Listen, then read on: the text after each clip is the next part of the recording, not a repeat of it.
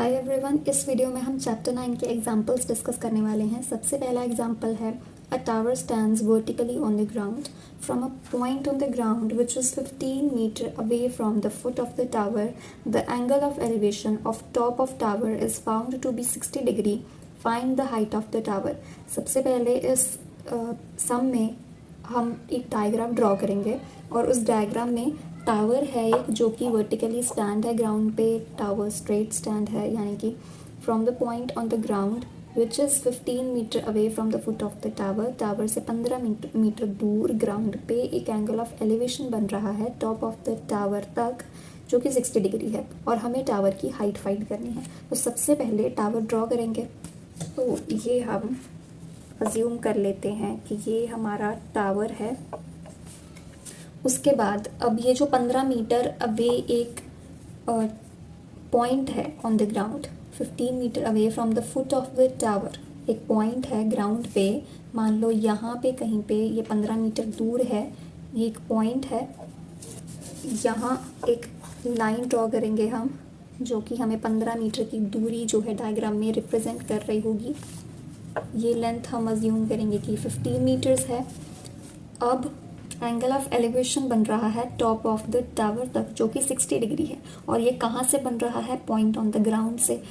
तो angle of elevation होगा, पहले हम ये लाइन ड्रॉ करेंगे जो कि टॉप ऑफ द टावर को उस पॉइंट से जोड़ेगी। वो लाइन जो इस पॉइंट को टॉप ऑफ द टावर तक पहुंचा रही है, वो लाइन, और ये जो हॉरिजॉन्टल लाइन है इसके बीच में जो एंगल आएगा that is angle of elevation here, and वो 60 डिग्री है, हमें स्टेटमेंट में गिवन है। So this is 60 degree. अब हमें फाइंड क्या करना है? हाइट फाइंड करनी है टावर की। सो दिस इज द टावर। इसकी हाइट जो है वो हमें फाइंड करनी है, हमें गिवन नहीं है इसकी हाइट। ठीक है, अब हम इस डायग्राम को लेबल करते हैं। So this is A, B and C, यानी कि हाइट ऑफ टावर जो है वो हमने लेट कर ली है ए बी, यानी कि इसको एच हम बोल देते हैं कि एच हमें नहीं पता, हाइट ऑफ टावर है, हमें फाइंड करना है। और उसके बाद बी सी को डिस्टेंस बोल देंगे जो कि फुट ऑफ टावर से लेकर के पॉइंट ऑन द ग्राउंड है। So B C represents the distance between foot of tower to the point on ground। 15 metre away था जो, यानी कि BC हमारे पास 15 मीटर्स आ रहा है। उसके बाद चीज़ अब यहाँ पर नोटिस करने वाली है। अच्छा, पहले हम एंगल कितना है वो भी लिख लेते हैं। यहाँ पर ACB यानी कि एंगल ऑफ एलिवेशन जो है हमारे पास दैट इज 60 डिग्री। 60 डिग्री है हमारे पास। अब एक चीज़ यहाँ पे नोट कीजिए कि हमें फाइंड ए बी करना है, दैट इज द परपेंडिकुलर, और गिवन जो है हमारे पास वो बी सी है, उसकी लेंथ हमें पता है 15 मीटर्स है।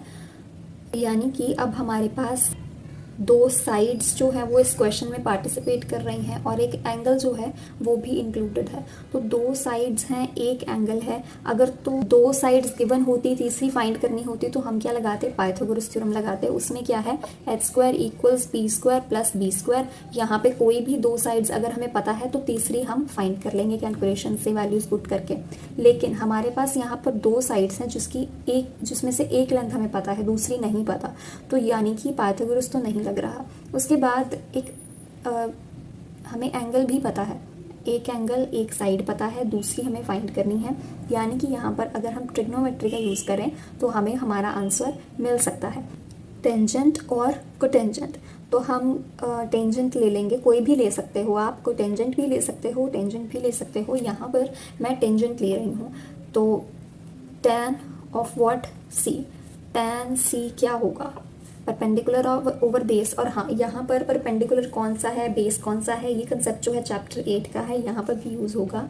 ये जो एंगल है उसके बिल्कुल सामने वाली जो साइड है दैट इज कॉल्ड परपेंडिकुलर। आप डायग्राम में ऐसे नहीं देखोगे कि सीधी लाइन कौन सी है, ज़मीन पर कौन सी है, तो उसके हिसाब से परपेंडिकुलर एंड बेस। जो थीटा है, जो एंगल है, उसके सामने वाली साइड को परपेंडिकुलर बोलेंगे और नीचे वाली को दूसरी वाली को जो उसके एडजेसेंट है, बिल्कुल साथ है, उसको बेस बोलेंगे। तो परपेंडिकुलर ओवर बेस हमारा टैन आएगा। Perpendicular is A B and base is B C. तो ए बी को हमने एच लिखा था और बी सी हमारे पास 15 है। अब tan C की value is 60 degree. 60 degree tan 60 degree आ रहा है हमारे पास h ओवर 15 के इक्वल। अब tan 60 की वैल्यू क्या थी? tan की वैल्यूज होती हैं 0, 1/√3, 1√3 और इन्फिनिटी। तो tan 60 इज √3। ये मैंने पैटर्न से याद किया हुआ है। तो √3 हमारे पास 60 डिग्री आ गया, वैल्यू पुट कर दी, h ओवर 15 आ गया। अब क्रॉस मल्टीप्लाई करेंगे तो h की वैल्यू आ जाएगी हमारे पास 15√3। आपकी मर्ज़ी है, अगर आपको यहाँ पर √3 की वैल्यू फिल करनी है तो आप डेसिमल्स में वो भी फिल कर सकते हो, मल्टीप्लाई कर दोगे बाद में, नहीं तो ये भी ठीक है। ऐसे भी आप अगर आंसर लिखोगे तो आपके मार्क्स नहीं कटने वाले, साथ में हम मीटर्स लगा देंगे। So this is our answer. यही पूछा था उन्होंने कि हाइट ऑफ टावर क्या है, और हाइट हमने h डिनोट की थी, A B was the height of tower. उसकी वैल्यू हमारे पास 15√3 आई है, 15√3 मीटर्स। यूनिट ज़रूर लगाओगे, नंबर नहीं कटवाने हमें। तो ये हमारा आंसर है। Second example is an electrician has to repair an electric fault on a pole of height 5 meters. She needs to reach a point 1.3 meter below the top of the pole to undertake the repair work. सबसे पहले तो एक electrician है और उसे electric fault repair करना है एक पोल पर चढ़ करके। तो पोल ड्रॉ कर लेते हैं। ये हमारी जो लाइन होगी इसको हम पोल बोलेंगे। Let's denote it A B.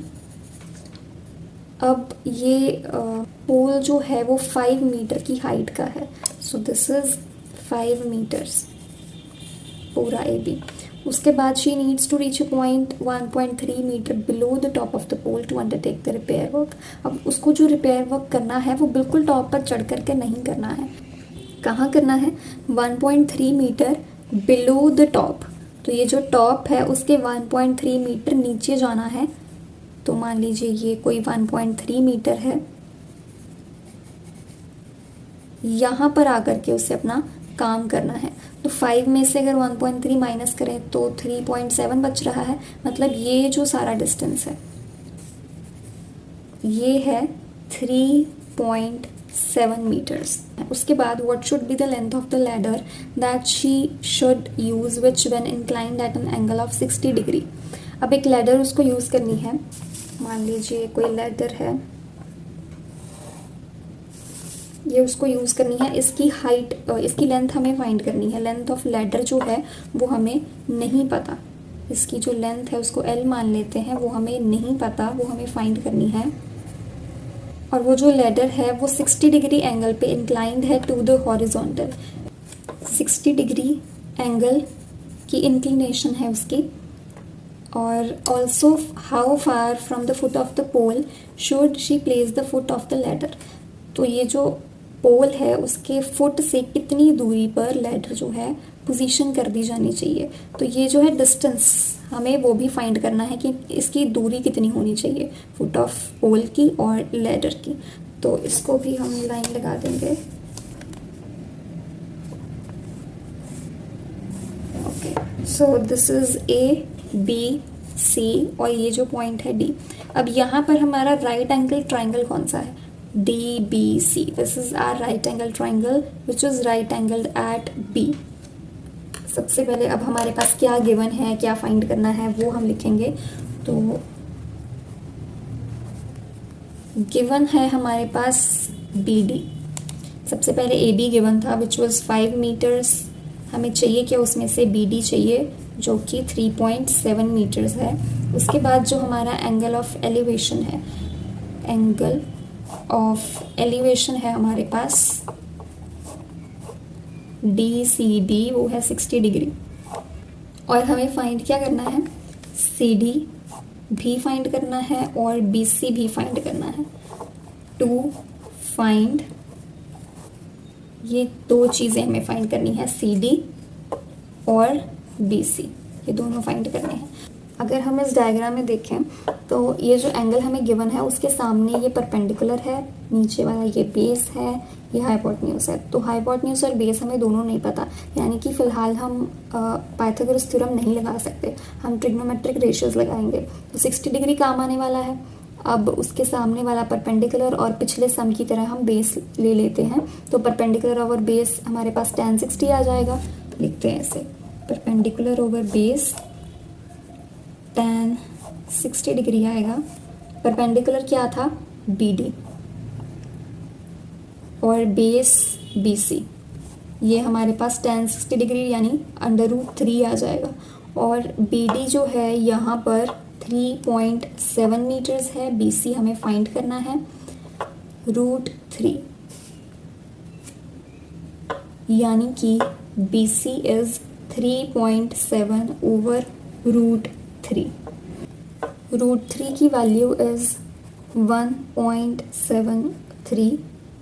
इसको कैलकुलेट करेंगे तो हमारे पास आंसर आ जाएगा, वो होगी BC की लेंथ। एक आंसर मिल गया। दूसरा क्या था, CD की लेंथ हमें पता होनी चाहिए और वो है हाइपोटेन्यूज। अब यहाँ पर हम या तो h² = p² + b² भी लगा सकते हैं, पाइथागोरस थ्योरम है ना, h² = p² + b²। यहाँ पर b की वैल्यू हमें पता चल जाएगी यहाँ पर अगर हम इसको सॉल्व करते हैं, और परपेंडिकुलर हमें गिवन है, उसको यहाँ पे उनकी वैल्यूज़ पुट करके हमारे पास हाइपोटेन्यूज की वैल्यू आ जाएगी। लेकिन यहाँ पर ना ये पॉइंट्स गिवन है, तो पॉइंट्स में अगर हम स्क्वायर करेंगे फिर ऐड करेंगे फिर उसका स्क्वायर रूट निकालेंगे h के लिए, तो वो काफ़ी लॉन्ग चला जाएगा। इसके लिए हम क्या करेंगे, यहाँ पर भी ट्रिग्नोमेट्रिक रेशियोज ही लगा देंगे। तो हाइपोटेन्यूज और परपेंडिकुलर दोनों कौन सी ट्रिग्नोमेट्रिक रेशियोज बनाते हैं, साइन की और कोसेक की। तो साइन 60 डिग्री क्या होगा, P/H, यानी कि P था हमारे पास 3.7 और H हमें फाइंड करना है। Sine 60 degree is √3/2 equal 3.7 over H। अब यहाँ पर हम क्रॉस मल्टीप्लिकेशन करेंगे,